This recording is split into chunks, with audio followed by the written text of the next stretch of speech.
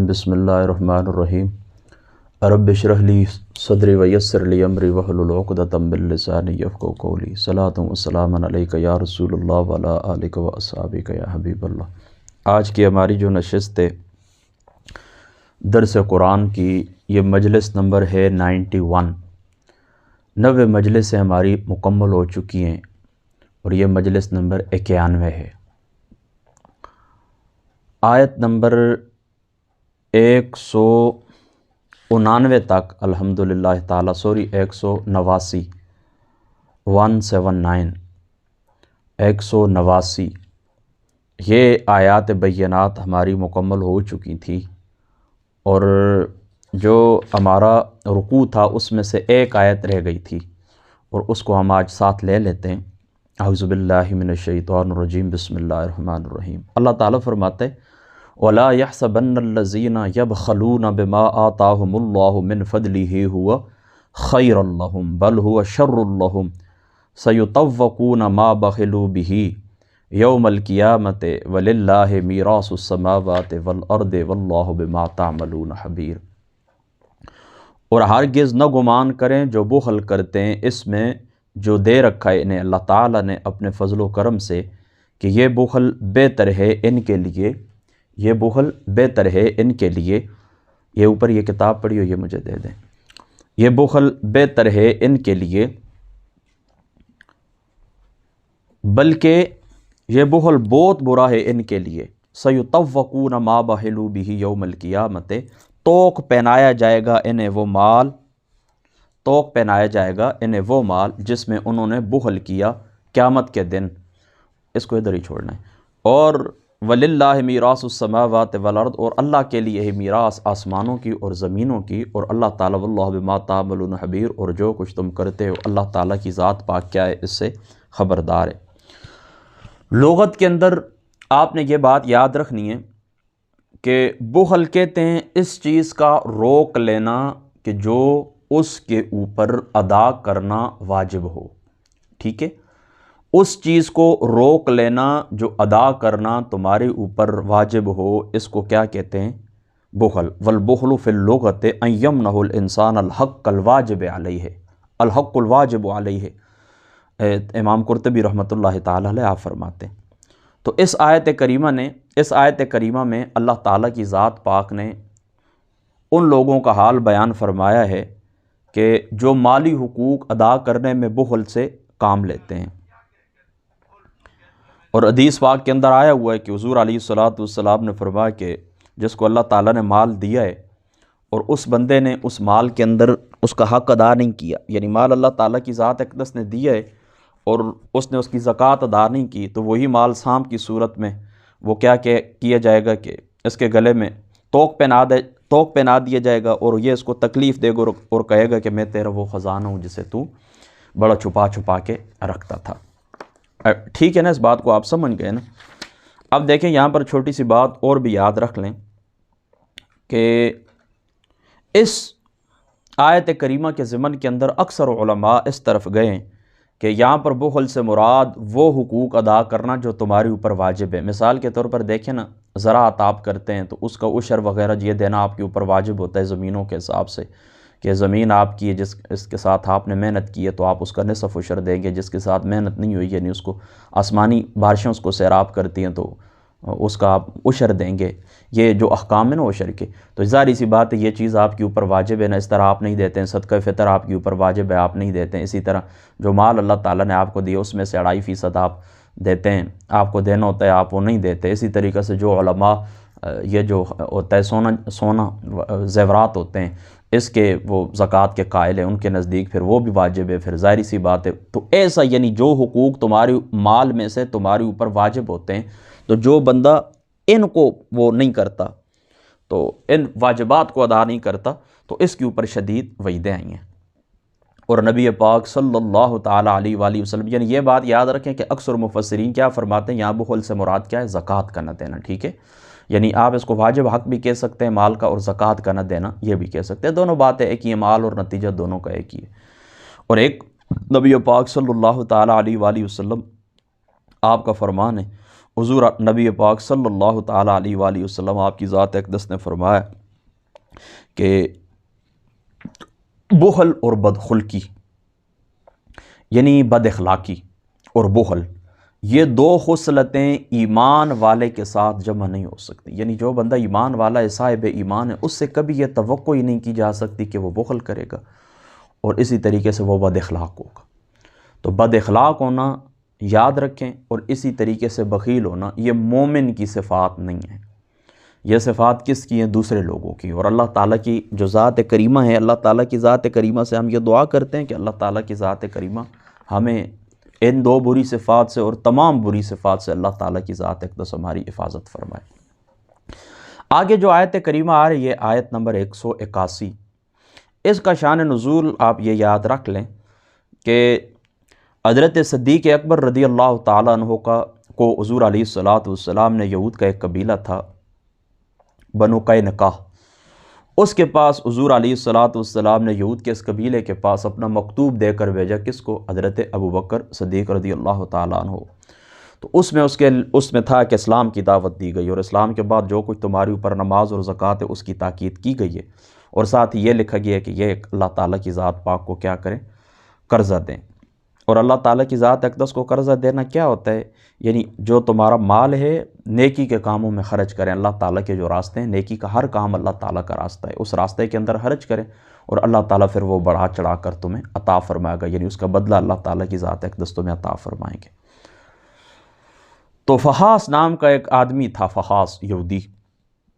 اس یہودی نے درمیان میں یہ بات کی، وہ کہنے لگا اچھا اللہ تعالیٰ ہم سے قرض مانگتا ہے، اللہ تعالیٰ ہم سے قرض مانگتا ہے، اس کا مطلب ہے کہ اللہ تعالیٰ کیا ہے؟ فقیر ہے. اللہ تعالیٰ کی ذات کیا ہے؟ فقیر ہے. تو حضرت صدیق اکبر رضی اللہ تعالیٰ عنہ آپ کے علم کے اندر ہے کہ آپ کی نرم طبیعت تھی، مسکین طبیعت تھی. تو آپ نے اس طرح کی ہے کہ فرمایا کہ تمہارے اور ہمارے درمیان ایک معاہدہ ہے، تو اگر وہ معاہدہ درمیان کے اندر نہ ہوتا تو پھر میں کیا کرتا؟ میں تمہارے ٹکڑے ٹکڑے کر دیتا. تو جا کر واپس آئے اور حضور علیہ الصلاۃ والسلام کی ذات شریفہ کو یہ بات بتائی. تو آقا علیہ الصلاۃ والسلام کی پھر ذات اقدس نے جب یہ بات سنی تو اللہ تعالیٰ نے یہ آیت اتاری. کون سی سنیں آپ؟ لقد سمع اللہ قول الذین قالوا ان اللہ فقیر ونحن اغنیاء. بے شک سنا اللہ تعالیٰ نے قول ان گستاخوں کا، ان لوگوں کا کہ جنہوں نے کہا کہ اللہ مفلس ہے حالانکہ ہم غنی ہیں. سنکتب ما قالوا وقتلهم الانبیاء بغیر حق. ہم لکھ لیں گے جو انہوں نے کہا، اور ان کا یہ بھی لکھیں گے قتل کرنا انبیاء علیہ الصلاۃ والسلام کا ناحق. ونقول ذوقوا عذاب الحریق. اور ہم کہیں گے اب چکھو آگ کے عذاب کا مزہ. یعنی اللہ تعالیٰ فرماتا ہے یہ قول جو اس نے کہا کہ اللہ تعالیٰ فقیر اور غنی، اللہ تعالیٰ فرماتا ہے میں نے سنا ہے، میں نے اس کو لکھ لیا، اور اس کے ساتھ یہ بھی لکھ لیا ہے، اس کے ساتھ کیا کیا ہے؟ یہ بھی لکھ لیا ہے کہ تم نے انبیاء علیہ الصلاۃ والسلام کو ناحق قتل کیا ہے. دیکھیں کتنا بڑا جرم ہے اللہ تعالیٰ کی شریعت کے ساتھ مذاق اڑانا. سنکتب ما قالوا وقتلهم الانبیاء بغیر حق ونقول ذوقوا عذاب الحریق. کہ شریعت کے ساتھ اس نے مذاق اڑایا، اللہ تعالیٰ کے اس قول کے ساتھ، قرآن کے ساتھ، اللہ کے اس حکم کے ساتھ اس نے مذاق اڑایا. تو یہ کتنا بڑا جرم ہے کہ قتل انبیاء کے ساتھ اللہ تعالیٰ نے اس کا ذکر فرمایا. قتل انبیاء کے ساتھ اللہ تعالیٰ کی ذات اقدس نے، یہ کتنا بڑا جرم ہے کہ اللہ تعالیٰ کی ذات اقدس سے حفاظت فرمائے. ذالک بما قدمت ایدیکم وان اللہ لیس بظلام للعبید. یہ بدلہ ہے اس کا جو آگے بھیجا ہے تمہارے ہاتھوں نے، اور یقیناً اللہ تعالیٰ نہیں ظلم کرنے والا اپنے بندوں پر. الذین قالوا ان اللہ عہد الینا. یہ وہ لوگ ہیں جنہوں نے کہا تحقیق اللہ نے ہم سے اقرار لیا، اللہ نؤمن لرسول، ہم نہ ایمان لائیں کسی رسول پر، حتی یأتینا بقربان تأکلہ النار، حتیٰ کہ وہ لائے ہمارے پاس ایک قربانی کھا لے اس کو آگ. قل قد جاءکم رسل من قبلی بالبینات. آپ فرمائیے آ چکے ہیں تمہارے پاس رسول مجھ سے پہلے بھی دلیلوں کے ساتھ. وبالذی قلتم فلم قتلتموہم. اور اس معجزے کے ساتھ بھی جو تم کہہ رہے ہو تو کیوں قتل کیا تھا تم نے انہیں، ان کنتم صادقین، اگر تم سچے ہو. دیکھیں یہاں پر یہود کا ایک یہ جو ہیلے اور تراشتے تھے نا بڑے بڑے، ان ہیلوں میں سے ایک ہیلا کہ جو یہ بہانے بناتے تھے کہ جی ہم سے تو وعدہ کیا ہے اللہ تعالیٰ کی ذات اقدس نے کہ اللہ نؤمن لرسول، اس رسول کے اوپر ایمان نہیں لانا یہاں تک کہ وہ قربانی کرے، اور قربانی کر کے کیا کرے، اس کو آسمان سے آگ آئے اور کھا جائے. تو اللہ تعالیٰ نے فرمایا یہ میں نے کب فرمایا ہے، میں نے کب فرمایا ہے؟ اور جو تمہاری کتابوں کے اندر موجود ہے، یعنی پہلے انبیاء علیہ الصلاۃ والسلام، ان کے متعلق یہ ہے ان کی کتابوں کے اندر کہ وہ قربانی کرتے تھے، پھر قبولیت کی نشانی یہ ہوتی تھی کہ آگ آ کر اس قربانی کو کھا جاتی تھی۔ لیکن یہ کب کہا ہے کہ جو یہ معجزہ لے کر نہ آئے تو آپ اس کو قبول ہی نہ کریں، یعنی ایک معجزہ تو ہے، اس میں کوئی شک نہیں ہے، لیکن یہ کب کہا گیا ہے کہ یہ معجزہ جو نہ لے کر آئے تو تم کیا کرو کہ اس کے اوپر ایمان ہی نہ لاؤ؟ تو یہ اللہ تعالیٰ نے ان کا جو یہود کا جو ہیلہ تھا، اللہ تعالیٰ کی ذات اقدس نے اس کا پردہ چاک فرمایا، اور ساتھ یہ بھی فرمایا وَبِالَّذِي قُلْتُمْ فَلِمَ قَتَلْتُمْ وَإِن كُنتُمْ صَادِقِينَ قَدْ جَاءَكُمْ رُسُلٌ مِّن قَبْلِي بِالْبَيِّنَاتِ، بینات کہتے ہیں، یاد رکھیں، عقلی دلائل کو اور معجزات کو، یعنی بینات کیا ہیں؟ رسول تمہارے پاس آئے معجزوں کے ساتھ اور عقلی دلائل کے ساتھ۔ تو جنہوں نے قربانیاں، جن کی قربانیاں آ کر آگ کھا جاتی تھی، تم نے ان کے اوپر کون سا ایمان رکھا ہے؟ جن کے معجزے تم نے آنکھوں کے ساتھ دیکھے ہیں، تم نے ان کے اوپر کون سا ایمان رکھا ہے؟ جو اللہ تعالیٰ کی طرف سے روشن دلائل، نشانیاں لے کر آئے اور معجزات تمہیں دکھائے، اور واقعی وہ قربانی کرتے تھے تو آ کر قربانی آگ کھا جاتی تھی، یہ قبولیت کے نشان تھے، ان کے ساتھ تم نے کیا اشر کیا؟ فَلِمَ قَتَلْتُمُوهُمْ، ان کو تم نے کیوں قتل کیا؟ یہ بات تو ہے نا، دیکھیں نا کیسی زبردست دلیل ہے کہ اگر تمہاری یہی شان ہے کہ تم کہو کہ ہاں جی اسی نبی کے اوپر ایمان لائیں گے، تو جو نبی ایسے معجزے دکھاتے رہے، بلکہ اس سے بھی زیادہ پاورفل معجزے دکھاتے رہے اور عقلی دلائل لے کر آئے، بینات لے کر آئے، ان کے اوپر تم نے تو یہ جھوٹ نہ بولو۔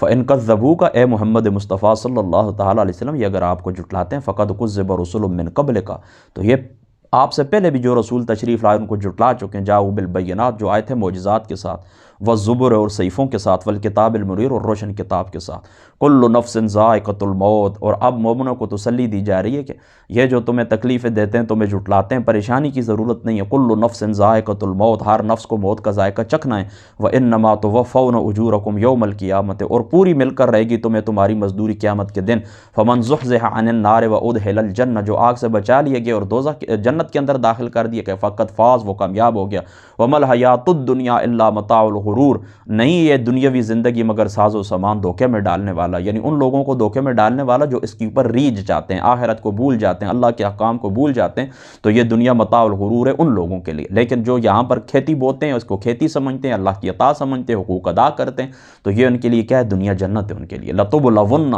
فِي أَمْوَالِكُمْ وَأَنفُسِكُمْ، یقیناً تم آزمائے جاؤ گے اپنے مالوں سے اور اپنی جانوں سے، وَلَتَسْمَعُنَّ مِنَ الَّذِينَ أُوتُوا الْكِتَابَ، اور یقیناً تم سنو گے ان سے جنہیں دی گئی کتاب، وَلَتَسْمَعُنَّ مِنَ الَّذِينَ أُوتُوا الْكِتَابَ مِنْ قَبْلِكُمْ، تم سے پہلے جو کتاب دیے گئے نا، یعنی اہل کتاب، یہ کیا کریں گے؟ تم سنو گے تم ان سے بڑی سخت سخت باتیں، وَمِنَ الَّذِينَ أَشْرَكُوا أَذًى كَثِيرًا، اور ان لوگوں سے جنہوں نے شرک کیا اذیت دینے والی بہت باتیں۔ یعنی دیکھیں نا، تمہاری اموال کے اوپر بھی اللہ تعالیٰ مومنوں کو فرماتا ہے، تمہاری جانوں کے اوپر بھی پریشانی آئے گی، اور یہ جو اہل کتاب ہے اور جو مشرکین ہیں، ان کی سخت و سست باتیں بھی، اذیت دینے والی باتیں بھی تمہیں سننا پڑیں گی۔ وَإِن تَصْبِرُوا وَتَتَّقُوا فَإِنَّ ذَلِكَ مِنْ عَزْمِ الْأُمُورِ، اگر تم ان دل آزاریوں پر صبر کرو اور تقوی اختیار کرو تو بے شک یہ بہت بڑی ہمت کا کام ہے۔ وَإِذْ أَخَذَ اللَّهُ مِيثَاقَ النَّبِيِّينَ، یعنی دیکھیں نا اللہ تعالیٰ کیا فرماتا ہے کہ یہ جو لوگ ہیں نا، یہ تو ان سے کچھ اچھی توقع نہیں رکھیں، یہ آپ کو تنگ پریشان کریں گے، لیکن آپ نے صبر ہی کرنا۔ وَإِذْ أَخَذَ اللَّهُ مِيثَاقَ الَّذِينَ أُوتُوا الْكِتَابَ، اور یاد کرو جب اللہ نے لیا پختہ وعدہ ان لوگوں سے جنہیں کتاب دی گئی، لَتُبَيِّنُنَّهُ لِلنَّاسِ، کہ تم ضرور کھول کر بیان کرنا ہے ان لوگوں سے، وَلَا تَكْتُمُونَ، اور چھپانا نہیں ہے، فَنَبَذُوهُ وَرَاءَ ظُهُورِهِمْ، تو الٹا انہوں نے پھینک دیا اس وعدے کو اپنی پشتوں کو پیچھے، وَاشْتَرَوْا بِهِ ثَمَنًا قَلِيلًا، اور خرید لی اس کے عوض تھوڑی سی قیمت، فَبِئْسَ مَا يَشْتَرُونَ، سو بہت بری چیز ہے وہ جو خرید رہے ہیں۔ یہ دیکھیں نا، یہ ان کی پستی، اللہ تعالیٰ کی ذات اقدس ان کی اخلاقی پستی بیان فرما رہے ہیں، اور یہاں پر علماء اسلام کے لیے بھی یہ سبق ہے کہ آپ بھی اس چیز سے سبق حاصل کریں کہ اللہ تعالیٰ کی جو آیات بینات ہیں ان کو چھپائیں نہیں، ان کو تھوڑی قیمت کے بدلے بیچیں نہیں، اپنے فتوے تقسیم نہ کریں، اپنے فتوے بیچیں نہیں، اور جو کچھ ٹھیک دین ہے اس کو لوگوں کے سامنے کھول کر بیان کریں۔ لا تحسبن الذین یفرحون بما اتوا ویحبون ان یحمدوا بما لم یفعلوا فلا تحسبنہم بمفازۃ من العذاب ولہم عذاب علیم، ہرگز یہ خیال نہ کریں جو لوگ خوش ہوتے ہیں اپنی کارستانیوں پر اور پسند کرتے ہیں کہ ان کی تعریف کی جائے ایسے کاموں سے جو انہوں نے کیے نہیں، تو ان کے متعلق یہ گمان نہ کرو کہ وہ امن میں ہیں عذاب سے، ان کے لیے تو دردناک عذاب ہے۔ دیکھیں بڑی آسان سی بات ہے، کسی قسم کی کوئی مشکل بات نہیں ہے۔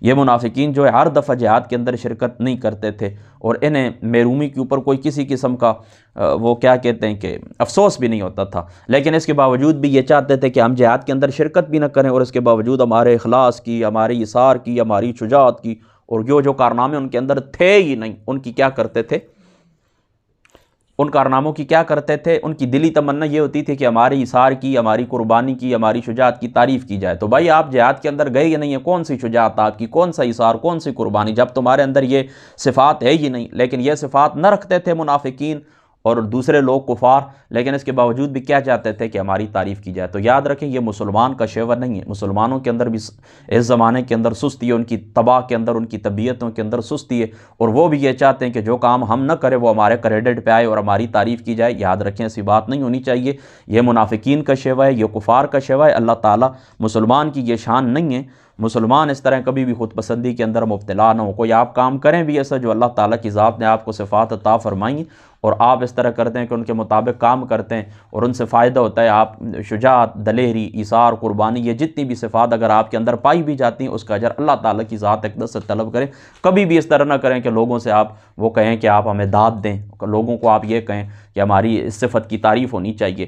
لیکن چلو اگر آپ کے اندر وہ قربانی پائی جاتی ہے، وہ صفت آپ کے اندر پائی جاتی ہے، وہ خیر اور نیکی پائی جاتی ہے، پھر اگر آپ کہتے ہیں کہ چلو لوگ بھی اس کی قدر کریں، تو چلو یہ کسی حد تک یہ بات گوارا کی جا سکتی ہے۔